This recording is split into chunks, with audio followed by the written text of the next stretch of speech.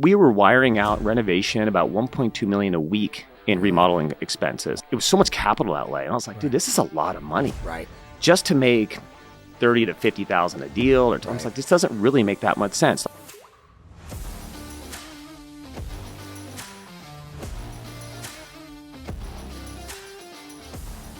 Hey everybody, welcome back to Cashflow, the podcast where we talk about turning properties into profits. I'm here with Daniel Tremello. Daniel, good to see you again, man. Good to see you, bro. How you doing? I'm doing great. Thank you for being here. Daniel runs Resolve Investments. Is that correct? Yep. Okay, yeah, real estate investment company.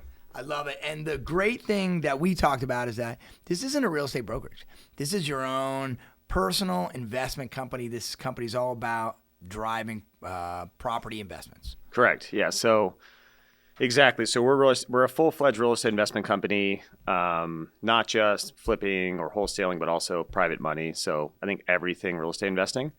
And then as the business grows, we'll segue into different sectors too. Right. But right now, primarily real estate investing.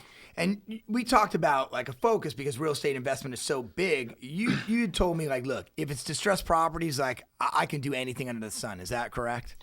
Yeah, effectively. I mean, I've seen so many properties and done so many types of deals. I have a background in finance and I was in wealth management for a long time. And I always looked at real estate investing as like always multiple different things. Right. So, I mean, I think people talk about creative finance being really popular now. I mean, and generally I think in my opinion, every real estate investment is pretty creative, right? Right. So I have different strategies of acquisitions, different strategies of what I call disposition, selling the properties that I guess are pretty unorthodox generally, right? People hear about flipping, but they don't really hear about. They got that buzzword down, flipping or wholesaling. They have no idea what it means. Right. How did you, let's step back a second. How did you get here to San Diego and get into this whole like, okay, distressed property is what I'm doing? Yeah, good question. So, I mean, to give you some kind of basic background. So I got into wealth management space. I was previously an athlete prior to that. So I had like no experience in business, really anything in life until I was like 26. And so when sports ended, I got into this space of, now I was a personal trainer. I was always interested in helping and working with people and like, strength conditioning, all that stuff. And so I think like over my whole life, I've always looked for, and I've always been interested in investing. And we're talking like since I was a kid, like I was, everyone read Rich Dad Poor Dad, but I was reading. I remember my mom bought me this book called Beating the Streets. I think I was like 12 or something like that. Dude, it may have been Chinese. Right. You know what I mean? Because I was like, oh, this Warren Buffett, who's that guy? I was always interested in like wealth. Right. And so in fact, so I get into financial planning in that space, and I'm doing insurance, investments, retirement, pensions, blah, blah, blah, blah, blah, 401ks. I'm learning all these products. I'm selling these products. Right. So I'm in the investment space, but I'm not an investor, right? Effectively, right? Helping people invest in, great products that can help them retire or long-term care or whatever. But I was very interested. So I started to, as I'm in that space, building my agency and also kind of networking, I met a real estate investor who was an actual investor. And he was like the first of his kind that I'd met. I didn't really understand how people really made money in real estate. And I started kind of following him around, like legitimately following him around, and understanding what he was doing and how he was doing it. And what I figured out was I actually had a lot of the vocabulary already, which is really helpful. Right. And what brought me to San Diego was I did that for about 7.5 years, right? Wealth management. And I had the opportunity to take over field operations for a hedge fund down here. Really? And that's what brought me down to San Diego exactly 5 years ago. Exactly. And so 5 years ago, you jumped ship from what was a steady, stable wealth management background, and you're down here like, okay, I'm going to run a hedge fund. Now, this hedge fund wasn't just like the stock market. It was focused on distressed property, right? 100% focused on. It was a fix and flip fund. They did nothing else. And one or two at a time, or like? No, I mean the fund itself was buying about 12 to 18 properties a month. So we were doing about 180 a year, right in there. Massive volume, right? Massive volume. So when I came down here, it was like the current broker that was here, the guy was running the show, doesn't matter. He was no longer here, but I was the only person when I came down here. Right. We had like 21 properties down here already in construction or in request for repairs or on the market, somewhere in those buckets. And I was acquiring properties, getting rid of the current construction company we had, getting a new construction company in. It was funny about it was when I got into the space, because I was always doing really creative stuff up north. I didn't understand why you'd flip every house at that level because it didn't really make that much sense. And the way the fund was set up was kind of set up in a way to fail because there's almost too much money for very few deals. Right. So you don't need that much cash. I think the fund had like $65 million fund. That was the amount. I mean, and it's just like you don't need that necessarily if you can be really resourceful. It was a big ship that you were moving every day. A big ship moving every day, and financial reporting in general would really like. I don't think people fully understand in general. I mean, why would you? How much accounting and financial reporting is required when you have a hedge fund? Or the rules and regulations behind that. Yes. So how did you how did you take this big, huge ship and turn it into kind of what you are doing today, which I know is a lot more nimble and able to very nimble. Be a lot more creative. Well, it's like, I think I'll kind of tell you what it was. Is like when I got down here, one of the biggest strengths I've always had is very resourceful and hyper aware. So hyper aware, meaning like I really know my strengths and weaknesses. And I can also see what I started to understand I was not a math guy. I can see, I can see gaps in financial models pretty easy. Right. And so what I started to do was be like, wait a second. So I had no idea what wholesale was. Didn't understand what it was. No idea. I bought from wholesalers, whatever. So and every time we bought a property, because we bought it at a pretty good price, there was always 5, 6, 7, 8, 9 people, maybe other times bidding on the deal. And a lot of times they'd be way above us in price. And so I'd be like, so we're buying all these properties. We have all this construction, right? We were wiring out renovation about $1.2 million a week in remodeling expenses. Wow. I mean, this wasn't like, so we had it was so much capital outlay. And I was like, dude, this is a lot of money. Right. Just to make $30,000 to $50,000 a deal, I was like, this doesn't really make that much sense. Like once the fund got its preferred return, pref is like the 12% return, and there was a profit split on the back end.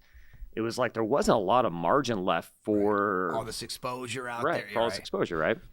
And so I was like, okay, everyone's paying more. Who are they? So instead of complaining about it, I just was like, there's probably a business here, right? Because I understood stock trading at some basic level. And that's when I zoomed out and looked at the market. I was like, okay, so you have hundreds of investors, thousands really. A lot of them will pay more than where you're paying. It's like, well, rather than complain about being overbid and maybe squeezing into a deal because you need to keep money going in the fund, which tends to happen. You start to buy deals that maybe aren't the best because you need to deploy capital. That's the requirement of the fund. You have to get money moving. I was like, well, crap, like how about I just figure out who they are and sell them the deal? Right. So that's what I started to. So the first deal I ever did was actually a wholesale.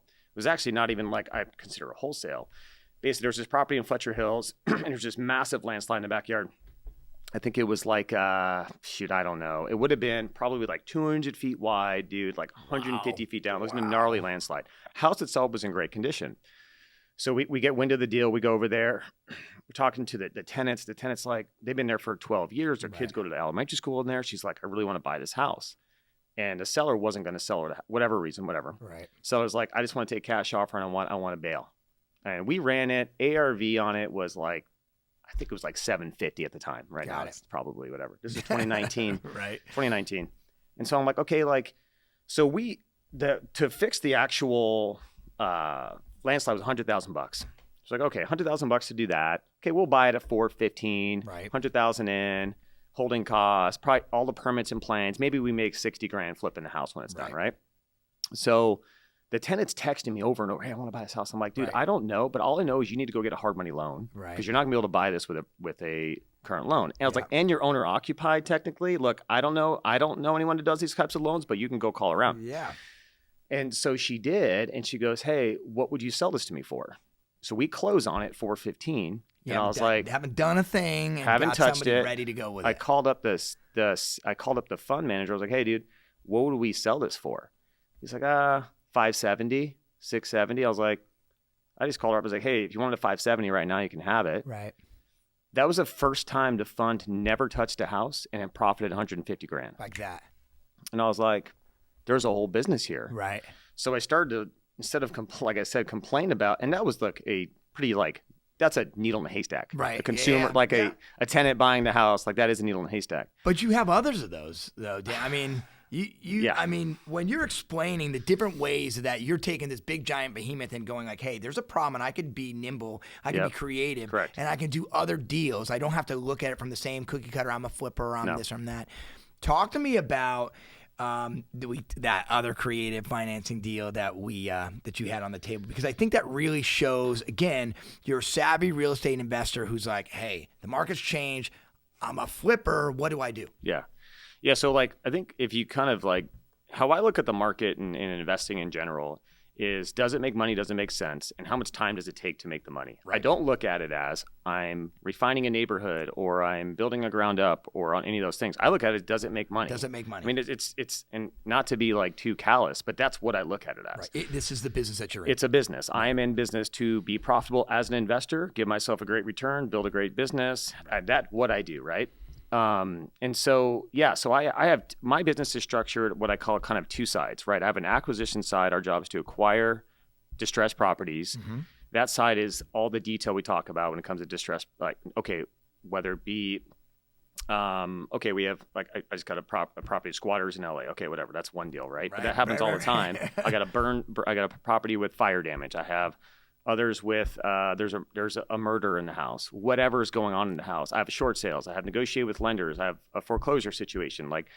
All the stuff from financial planning, right, was I did do these things, and all the life transition stuff I have a lot of experience in. Right. So I'm good with consumers, really good with consumers, but I also build an agency. I'm really good with agents. So that's why I get a lot of acquisitions on that side, right? Then I have my disposition side, which is all my investors. Right. These are borrowers, people that are buying properties that are distressed, fixing them up, refining them, building a neighborhood up, flipping the houses. On the acquisition side, we do flip houses. It's just not our primary business. Right. It's a way to make money. It's great for marketing in certain areas, but it's not our primary model. It's just one bucket of the distressed assets. Right. Okay. Some of them are great and you can make great money. Great, do it. They're quick. Others don't do it. So what I looked at it was, okay, so I have all these investors. And so I started, for years, I was just selling properties to investors. I buy it, I trade it really quick. If I can broker the hard money or give them some kind of loan on it too. That's another bucket. Hey, I also got financing side on that. Boom. I can de-risk myself, make the same margins and with way less cash and be profitable on those deals, right? So this example, I have an investor that I've done a couple of deals with. Mm-hmm. And so I have relationships with investors for sure, of course. And they're like, she's like, hey, the market turned June 2022. She bought 3 losers. I can say losers. One of them, 3 underperforming. You're right. One of them, she buys, and she's like, anyway, her brother lives in the property. She wants to keep it. She gets a hard money loan on it. I don't know why she put her brother in there. Not my situation. She calls me up. She's like, hey, I want to keep this house. I was like, what does it look like? I'm like, it's fully done. She buys it at, I think, $450 or somewhere, $550, call it $500 or whatever. And so I'm like, well, what is it worth now? And I ran the ARV, which is after renovation value, $875. I'm like, you're behind your mortgage. She's facing foreclosure. She didn't pay the hard money lender. The echo of the market from June of 22 just steamrolled her on a few other deals, she couldn't cover the mortgage on this one. Got it. This one had a deferred interest, meaning she wasn't going to, you don't pay up front, but you pay when the loan is due. Basically a balloon payment at the very end of everything. And she's like, I can't pay it. And it's now trustee sale foreclosure.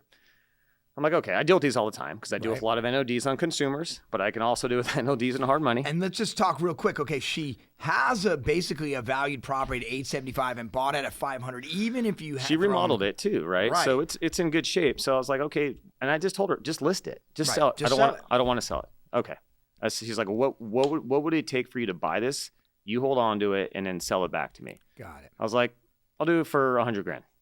I'll just tell you, I'll do it for $100,000. Right. But I'm not gonna do it for any less than that because I don't think you should do this anyway. But here's my price. How long is it gonna take you to buy it back? Right. A year. I'm like, okay. And you got to be able to perform on that. And you haven't paid this lender. I'll be very clear. So I don't want to be the next guy that you're not paying us now. You're owner. So I don't want to have to evict you or anything like that. Right. So I said, look, so I'll go buy the deal. So I end up buying the property at $550. Appraisal is at $875. Right. I I then lease optioned the deal back to her. So I said, I'm going to guarantee that you have the price. I'm not going to screw you and just buy this. Right. And So just 100 grand see more. You later. That's right. what you're okay. So I put a price. Her sticker price is $650. Got it. And I was like, okay, I'm at $550. You're at $650. We did a lease option, right? Okay. So bought it. Her option to me says going to be usually in a lease option you go 6 to 8%. You can Correct. It's not a down payment. It's consideration. So give me the consideration. I'm going to go 8%. I'm just going to tell you right now, $35,000 up front. Right. If you want to insure your option. Mm-hmm. She's like, okay. So and that's important that people understand that if you call a deposit or something like that, there are financial terms that will get you in trouble. It has to be a for consideration lease option. She put that money up front. She gave that money to Daniel basically, and then like, okay. I staggered the payments over 2 months to help her out. Okay. I said, you can give me this, and then in January, the rest in February. This deal's happening right now. And then she began to make her monthly payments to you. Correct. She'll begin to make her monthly payments to me. And so I insured the option. Now in that same deal, I called up an investor that she's been wanting to put her money to work. I said, hey, look, I have this deal. I can fund it. She's super conservative too. Right. And I said, look, I can fund this deal, but if you want in on this deal, you want to do the gap financing here, which is basically on this deal, I had a 90% terms, right? So I just want to get a hard money. I said, I'm just going to get hard money on it, 90% of the 550, right? Whatever. And it came a little bit different, but I said, look, if you want to go in on this deal, I'll give you 25% cash on cash return, deferred interest. So I called up an investor. I said, cool, I'll secure you at a second position, right? Lien holder. So I have no money in the deal. Right. I have only profit. You borrowed it. You used the 10% from one investor and you used the rest of the 90 from somebody who wanted to get in the game, wanted to invest. Boom. So you've created a deal. Yep. 550 with two different investors and then a lease option. Yep. And then that lease option sells back at $650. That's $100 grand right there. If she guarantees her option, if she doesn't perform in her option, and property. I'm not going to screw her. I said, look, if you need an extension, I'll give you an extension. I said, I'm not in the business of messing with you or anything like that. I want you to be able to get the property back because you could have listed this damn thing. Right. So that situation, So she has to insure the second part of her option this month. If she doesn't, I said, look, I literally talked to her yesterday. I'll give you an extension on it, but I'm not going to just hang in here because I have investors to pay back that want their cash. And I told her that flat out when we were going into the deal. I'm not going to put all my own money in this thing. Right. And that property, and let's say that she didn't perform after moving her out. The property already had an ARV or an appraisal at $875. It could be even a little more now. The point being is that you have such a balloon equity buffer. When it's all said and done, if she didn't perform, you'd probably make even more money. Correct. Yeah. Correct. I know we talked about it quickly, but this is one of my favorite deals because it's taking a distressed property, taking a situation in your niche, and finding a way to make money on pretty much all sides of it. Yeah, what I will say that for sure is I think my greatest strength is, and I brought is I have a real nose and understanding. Like I said, I can see gaps in financial. I have a real nose and understanding of how to make money in any situation. That's a great example right there. There isn't a situation where I can't find profitability in. And I'm being honest, whether it be for an investor I bring into a deal, for myself, or for the back end of the deal with somebody else. Where does that focus come from? Where does that focus to look at a deal and not take, I don't want to say take the emotions out of it, Dan, but be able to say look, I'm looking at profit. I'm looking at numbers and I can tell you if it's going to work or not. Good question. Experience. Seeing hundreds and hundreds of deals and looking at different scenarios. I will say this, I've never been tethered to one outcome. Right. So because I'm not tethered to one strategy, one outcome, have a pref to go cover, I can be hyper creative. Excuse me. Because I've self-funded the business and never took a penny from anybody to start it ever, I'm okay with risking my own capital. When I've gotten to the point where I've gotten so good at turning over my money, So be totally frank, that $100,000 on that deal for the amount of money that I would have put in was not worth the return. Right. And I told her that. So this is a too small of a return for me to put in 100 to make 100 back in 3 months when we trade deals like that sometimes in 2 to 3 hours. Right. To be told, so I said, look, what I'm willing to do is help you, but so generally, so I'll say this, and I was doing I had a talk at San Diego State to their San Diego State Society. I'll say, look, one of the greatest strengths that I've developed in sales is not that everyone learning sales skills critical, right? Critical. I remember my first year in sales, I made $5,000. Okay, so right. Come a long way, right? But one of the most important things to do is when you're selling a product is to not just sell the product because you think it's good, but obsess over the product. Right. And I think like a lot of times, a lot of sales trainers talk about like the witch pitch and this could happen and that could happen. And they say this, you say that, right? As opposed to like knowing your product and market better than anybody else. And so my strengths and like my background was when I got into financial services, I didn't just sell the products. Right. I obsessed over the products. I was like, who's backing this product? Right. Why are they backing this product? Where do they get the capital from? What does capital markets even mean? I mean, there was life insurance policies I would sell through Pacific Life, for example. And I was like, how does somebody give you $100 a month and then if they die, you give them $1 million? I don't understand this. Yeah. Like, how does that product work? And so I was so fascinated by that. I was like, how can these guys, what's a mortality table? Okay, what does that even mean? So I started to figure out is like, okay, what are they doing with the money where they're getting they're leasing airplanes, investing in multifamily funds, putting capital towards fix and flip funds. Right. It's like, that's where, so I'm like, oh shit. So of all the products that are effectively backed by or government bonds, right? In the treasuries, I'd be like, well, dang, like I just want to go to that part. Yeah. I just want to skip this middle part and I want to go be the investor. So what I started to obsess is over this fund manager, is where they put in capital. Right. So because I was in that space, now what I do is I'm like, okay, so who's your lender? Why? And now you understand the same in-depth obsession over learning about that stuff is allowing me to understand the space so well. And we talked a lot about a focus of like, look, if you're the real estate investor is doing this, on the part-time, there's a big hurdle to take that next step, to run your own fund, to be able to live off your investments. And the fact that you described, look, having that huge passion to be in-depth, to know your product better than anybody, allows you to be nimble and create, like I said, different opportunities to make money.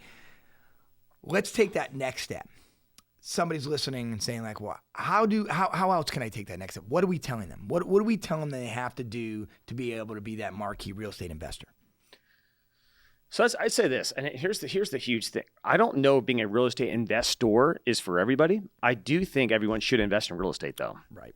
And so for what I do for a career is I'm an investor. I own an investment company. I'm self-funded. I'm now on the point where I'm raising some money, doing some other types of deals. Just because you want to be a real estate investor, it doesn't mean you have to have a full career in it. And I think that's probably a big differentiator, because being an investor, I would say generally, like you have to have a lot of different traits that make you a good investor, right? In anything, you really need to have those traits. But if you don't, it's okay to still buy a piece of property in San Diego, wait 20 years, watch it appreciate, and do that 3, 4, 5 times while you work your W-2 job and crush it and go retire with your 401k, have your other assets, whatever. So I think it's defining that is really important. Right. Your strengths and your weaknesses. Like what are they? And since this is a messy game, do you want to be all in, or is it better to invest and be in that passive? Exactly. Being in the space, you have to, so that's important. But let's say someone says, I want to go from A to Z. I would say you're hundreds of transactions away from the experience you need. And so if you're trying to really run an investment company, you need to be in the game, because of the fact that you do have to be very highly skilled, and here's I think one of the biggest pieces to this is you have to learn, right? You have to learn by doing, right? It's not just like I hear something, I watch this podcast, I'm now interested, I go to the seminar. Right. You have to do the work. You have to lose money. You have to hit the bottom of the barrel a little bit. Like that's part of it. Right. That's part of the learning curve, right? I would agree. And I would take it even a step further. You mentioned this before. That passion to want to be in here, that drive, I think you used the term, there's a velocity to enter the market, to enter this space, that if you don't have it to a high enough level, you're not going to succeed. Let's close by talking about like how much energy it takes to actually get going, get off the ground, and get to a place where you're at a good pace. You're taking some more wins than losses. I'll say it this way, is it comes down to the simple fact of running the numbers of experience. So when I came to San Diego, we were hitting, here's the data, and maybe this helps. The average salesperson in the space of any sales makes 1 to 3 new contacts per day. That's per day. And if you took every day of the year, including Christmas, holidays, all that stuff, weekends, that's like 900, let's call it 1,000, 1,080 new contacts. Okay. That's if you're just doing outbound outreach, cold calling, mailers, whatever. Right. Trying to get into the market and extract. I like to use the word extract the market. Got it. Okay, extract, because that's what you're looking to effectively do when you're trying to get there quickly, right? Put this into context. When I got into the fund and I was trying to learn the space before I came down to San Diego, I was making 365 new contacts per day. Really? Okay, so when I got into San Diego, I already had a call center that we had got up and running that was at about 9 callers making 150 new contacts a day. Huge. So here's the difference of velocity is if I took one person doing 150 a day, that's 53,000 new contacts per year, 53 to 56,000, whoever's a calculator. Okay, so if you talk about compressing timeframes, it just comes down to volume. So that one person that makes 1 to 3 new contacts a day would take 50 years to gain the same experience as somebody making 150. And then if you put a number on that, like how many appointments to get to a deal so velocity. Velocity is everything. And then the amount of experience you get, you know this, between your 12th call to your 2000th call, right, to your 1600 property walk, to your 4th property walk, right, are not even close to the experience. So when I walk a property now, I have all the data of renovation in my head because I've done it hundreds of times. Hundreds. We talked about intentionality, and that's what I'm going to leave it with, is that all these traits you need to go from I do this on the weekend, which isn't bad, to like this is what I do for a living. This is how I compile wins to create my generational wealth. Talk about this last part. If we're not intentional with our focus, with our effort, we're not going to succeed. Yeah, I mean, that's exactly right. You got to, well, I think here's the challenging part of real estate investing, right? Or in any industry, because there's a lot of buzzwords out there, is defining your target. And especially real estate, I didn't realize until I got into real estate how many avenues you could take. Right. And if it wasn't for my background experience, I wouldn't be able to do all the things I'm able to do effectively. But you have to go in and just pick one North Star. One. Yep. There's a lot of times people are like, man, why don't you this? Why don't you that? I'm like, it's not what I do. Right. And it's funny. People respect me more when I tell them I don't do something. Right. I used to, by the way, back in the day, I'd be like, oh yeah, I do that, or I do that, or I do this, and I want to be all things to all people. But you just have, if you can just be the podiatrist, or just the heart surgeon, and that is what you do, and you are the pro, and you get the most business. It doesn't mean that once you gain enough market share, and once you gain enough clientele, and once you gain enough experience, you cannot take your capital. For example, I do private note investing. That I can't just go and put a note on a property. It doesn't mean that I can't do those things, because I certainly can. But I have this huge foundation first. So you have to strike that North Star for the foundation. I love it. And the way we closed here, talking to the audience about specifics, like these are the intangibles and the focus you need to take that next step after going through, like, look at some creative ways we've done deals in the distress space. I think it's a real eye-opener to those who like maybe do 1 or 2 a year and want to go to the next level. So I really appreciate you coming on. I think there's a lot of value here, and I think our audience got a lot too. So Dan, thanks for being here. Everybody out there, thanks for tuning in to Cashflow, where we talk about turning properties into profits. Thanks, brother. Yeah, man. Thanks for having me. Man.